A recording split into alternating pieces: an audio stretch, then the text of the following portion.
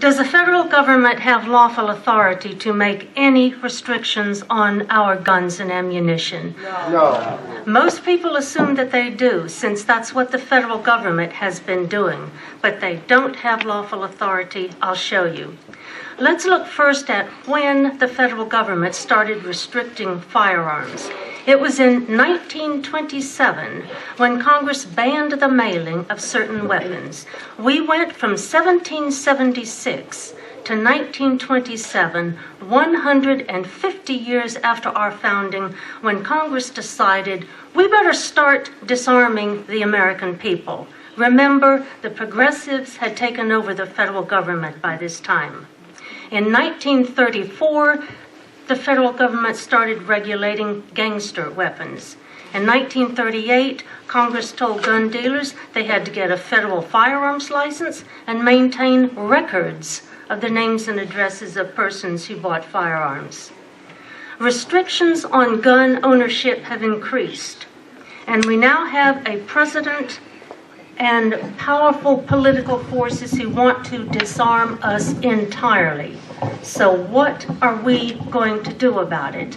Are we going to beg for crumbs and ask them to please let us keep some of our weapons if we get a license and pass their background check? Some of you may have seen the letter from the Utah Sheriff's Association. It is shameful because it begs Obama to let Congress decide what regulations to impose, and don't do it by executive order, please, Mr. President. But we must make a principled resistance. To do that, we must learn the applicable principle. So let's see what our Constitution says about whether the federal government has lawful authority to impose gun control.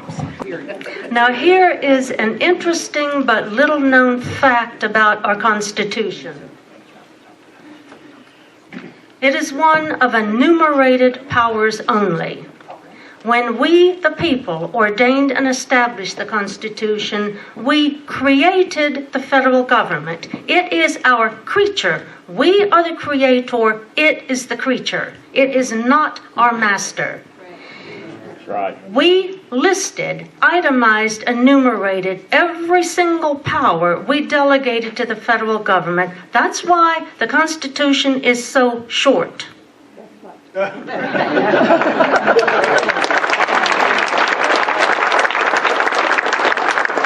Depending upon how you count, we delegated only 21 powers to the federal government.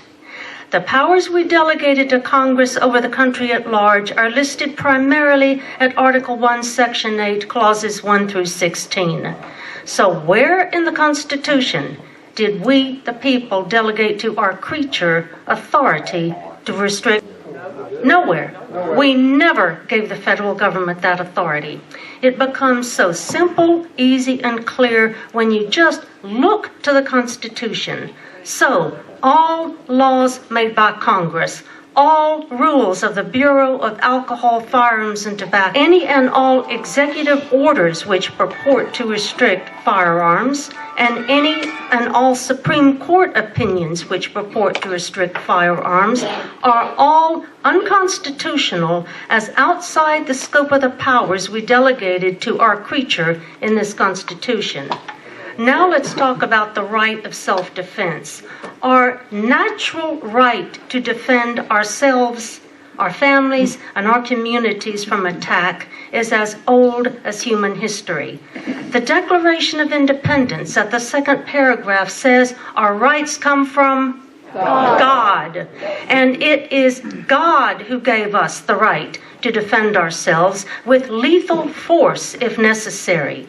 The Second Amendment is not the source of our right. It merely recognizes that the right is to be free from any interference whatsoever by the federal government. What is it about the word infringe that we do not understand?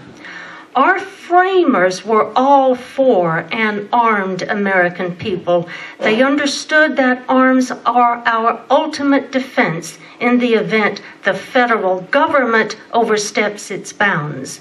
James Madison, father of our Constitution, writes in the second half of Federalist Paper number 46 that the reason the citizens, that's the militia, are armed is to defend ourselves, our families, communities, and states in the event the federal government ignores the Constitution limits on its delegated powers and turns into a tyranny.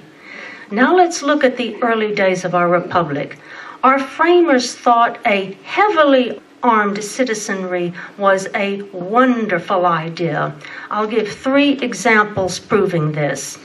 The militia fought in our war for independence. In the movie Patriot, Mel Gibson's character commanded a South Carolina militia. These were civilians who took up arms against the British. Everyone knew that the militia was the armed citizens, farmers, shopkeepers, blacksmiths, clergy. The militia still is the citizens. 2. Do you know what a letter of marque and reprisal is? Article 1, Section 8, Clause 11 authorizes Congress to grant letters of marque and reprisal. That clause permits Congress to authorize privately owned armed ships to make war on our enemies. During the depredations of the Barbary pirates during the administration of Thomas Jefferson, Congress issued a letter of marque and reprisal authorizing a privately owned armed ship to go make war on the Barbary pirates. In the War of 1812, when the British attacked us, Congress issued letters of marque and reprisal authorizing privately owned armed ships, privateers, to attack British ships. These privateer ships were as heavily armed as the ships of our own Navy. Our framers had no problem with we, the people, being as heavily armed as our regular military. That is because they did not see themselves as our rulers. Now let's see where the Constitution granted authority to Congress to require all able-bodied adult male citizens to get armed. Article 1, Section 8, Clause 16.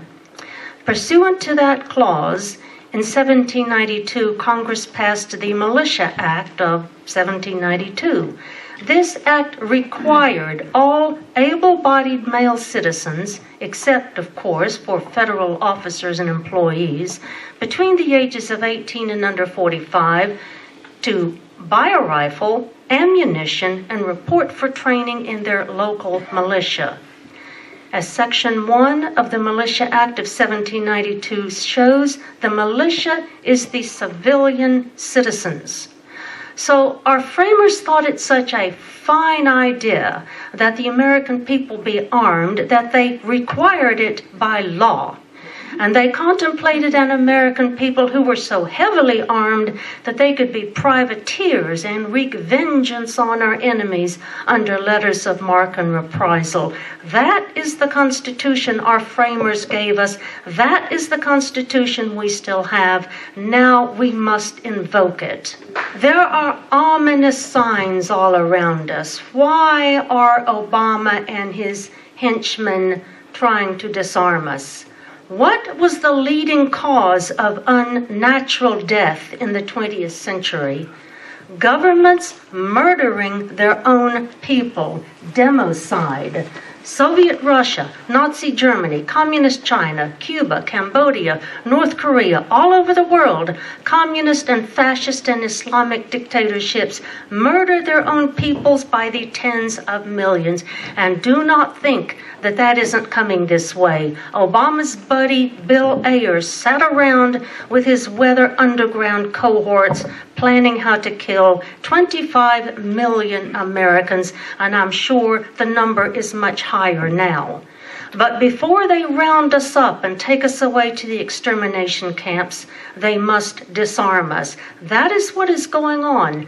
Ann Coulter pointed out recently that universal registration leads to confiscation, and confiscation leads to extermination. It always has. Why do you think they are so hell-bent on disarming us?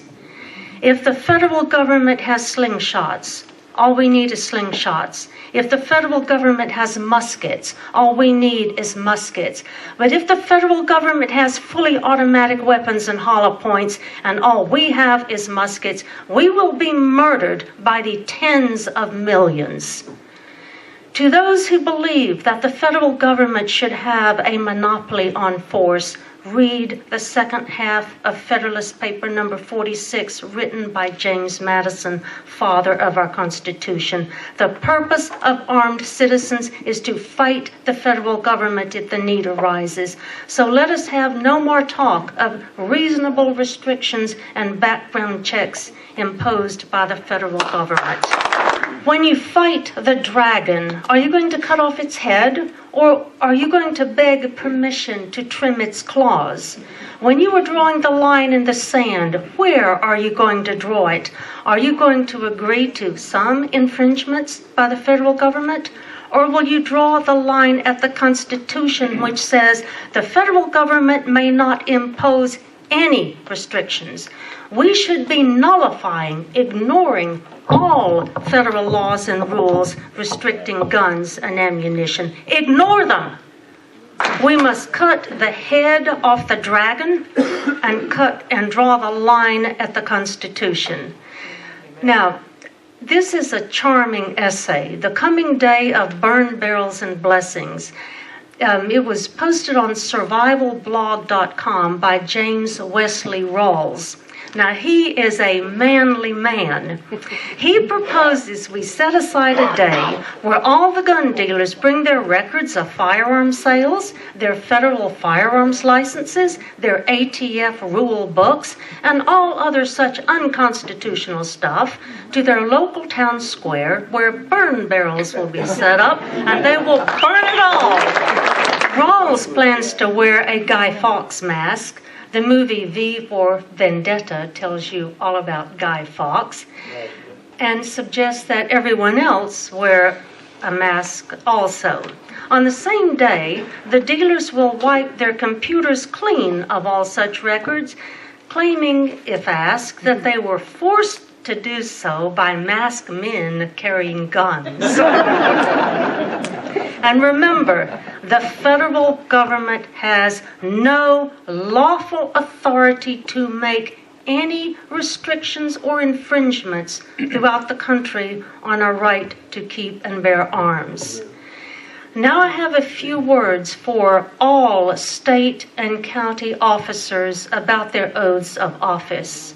Article 6, Clause 3 of the Federal Constitution and Article 1, Section 4 of the Tennessee Constitution require every official in this state to support the federal Constitution. When you acquiesce in unconstitutional acts of the federal government, you are not supporting the Constitution. You are conniving with tyrants against your own people. And if you connive with tyrants against your own people so that you can keep your federal funding, then shame on you for becoming so corrupt that you allow yourself to be bribed with money that your grandchildren will have to pay back. And if you connive with tyrants against your own people because you are too cowardly to stand up to them, then you need to resign your office and let a manly man or a womanly woman do the job you are too chicken to do. Our Declaration of Independence recites and this makes me weep, how our forefathers opposed with manly firmness King George's invasions on the rights of the people. But yesterday at the hearing on Senator May Beaver's bill, 3 members of the Senate Judiciary Committee showed that they lack the manly firmness to oppose federal invasions on our God-given rights to self-defense. Yes. Who are they? Tell us who they are. Brian Kelsey, Overby, and Finney. Throw them out of office. Now, a few words about the Tennessee Constitution and a state militia. When, in 1870, the present Constitution for the state of Tennessee was ratified, the people of Tennessee contemplated an armed citizenry. Article 8 of the Tennessee Constitution authorizes a state militia. Our state legislature may lawfully do the same thing for our state that Article 1, Section 8, Clause 16 authorizes Congress to do for the country at large. We can form a state militia, require all able-bodied male citizens to join. We may exempt males who are members of pacifist churches, and we may provide that any other able-bodied male citizen who doesn't want to show up for musters and training must pay a fine.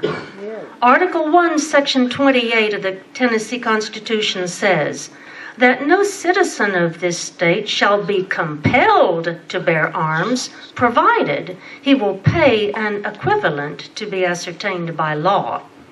This shows that the people of Tennessee once understood the importance of having all able-bodied male citizens, except for federal officers and employees. You don't want them in your militia, armed.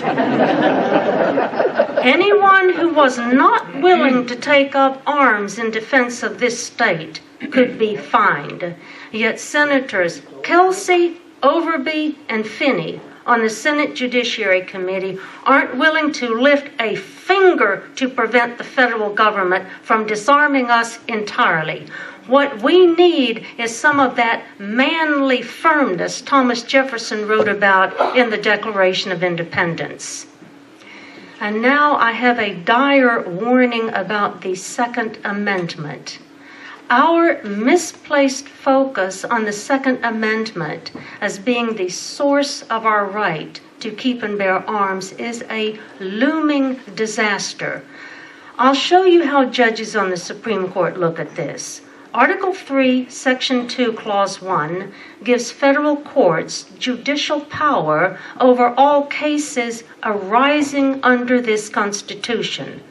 The Second Amendment is part of the Constitution. Therefore, federal judges have judicial power over the Second Amendment. That means, in their minds, that they have the power to determine what the Second Amendment means, that they have the power to determine the scope and extent of the right.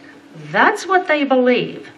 In D.C. v. Heller, which was decided in 2008 by the Supreme Court, 5 judges on the Supreme Court said the Second Amendment gives us an individual right to keep and bear arms unconnected with service in the militia. But 4 judges said it didn't give us that right. Now here's the warning. If Scalia, Thomas, Alito, or Kennedy die, and Obama appoints the replacement, you will have 5 judges on that court saying the Second Amendment does not give individuals the right to keep and bear arms. That is why we must stop babbling about our Second Amendment rights, because we are one Supreme Court justice away from having our precious Second Amendment right taken away from us forever. The letter from the Utah Sheriff's Association regurgitates the ignorant babble about how the Second Amendment is what gives us the right to bear arms. Well, just wait until Obama or Hillary replaces one of our 4 remaining judges on that court. So we better start pointing to the Declaration of Independence, 2nd paragraph, and insist that our right to keep and bear arms to self-defense comes from Almighty God and is unalienable, and no black-robed human can touch it. And now a few words about the very high status of the county sheriff. Your office is provided for in the Tennessee Constitution. You are elected by the citizens of your county. You take an oath to support the federal Constitution and the Tennessee Constitution. You are the highest law enforcement official in your county. I haven't read Sheriff Mack's book, The County Sheriff, America's Last Hope, but I have watched with delight, as I think you will too, a series of 5 short videos where Sheriff Mack explains the powers and duties of the county sheriff. You can find the videos if you Google Sheriff Mack, the power of the county sheriff. The federal government has no lawful authority to restrict our arms. We didn't delegate that power to the federal government in the federal Constitution. The Tennessee Constitution contemplates an armed citizenry, the state militia with its mandatory membership. Since the sheriffs swore to support our federal and state constitutions, then you must not permit federal authorities to come into your county and disarm your people.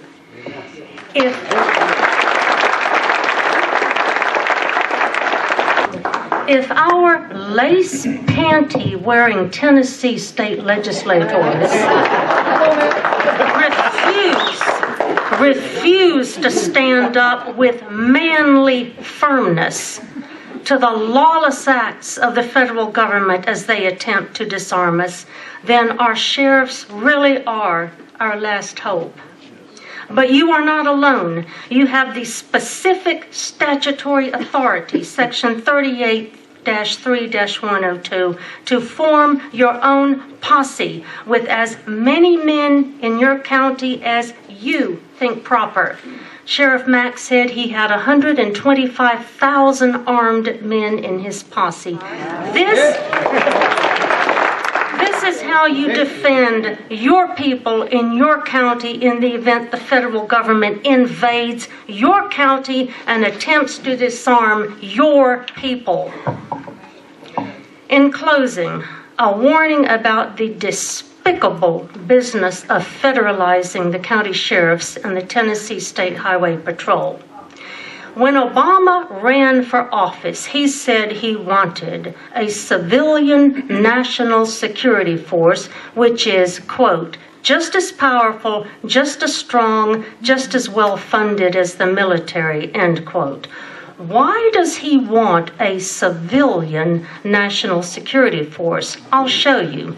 Congress holds the power over our military. Pursuant to Article 1, Section 8, Clauses 11 through 16, Congress is the one who declares war, determines the funding, and makes the rules for the governance of the military. Under the Constitution, the President is merely the Commander-in-Chief. The Federalist Papers say that Commander-in-Chief is merely the top general. Congress controls our armed military. Obama wants a powerful armed force over which he has total and exclusive control. The Department of Homeland Security is an executive agency under his control, and that is the vehicle he is using to federalize state and county law enforcement by putting them under the control of Homeland Security. Now, in 2004, the Tennessee State Legislature passed Section 38-3-114, which effectively puts the county sheriffs, you, under the control of the Department of Homeland Security. I don't know if they're enforcing it now, but it is in place for them to enforce when the time is ripe for them.